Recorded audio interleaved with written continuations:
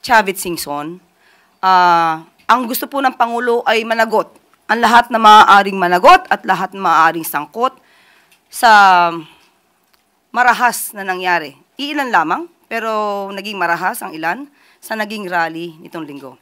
So tayo na po ang makikiusap sa pamunuan po, especially kay Secretary John Vic Rimulya, kay Acting PNP Chief General Natartes Jr., and of course sa DOJ, na busisiin mismo ang mga sinabi ni Mr. Chavit Singson.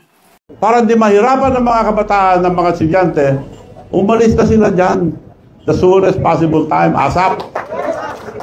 Dahil doon, inakit niya ang mga kabataan, especially high school students, college students, at karamihan dito malamang ay mga minor de edad, upang malaman nila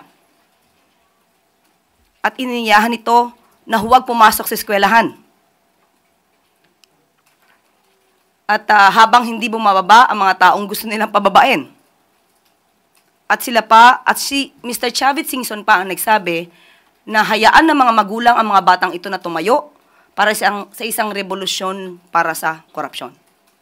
So, dapat maimbestigahan ito upang malaman kung siya ay maaaring makasuhan ng inciting. Habang nakaupo sila, nahirapan ng mga kabataan, mga estudyante. Ang alam ko, si Saldi ko, lumipad na, nauna na. Hindi mo na makita yon. Sa Senate and Congress, majority always. Walang mangyayari yan, puro investigasyon. Tingnan nyo ngayon, na investigasyon, nagpalit na naman ng Blue Ribbon Committee.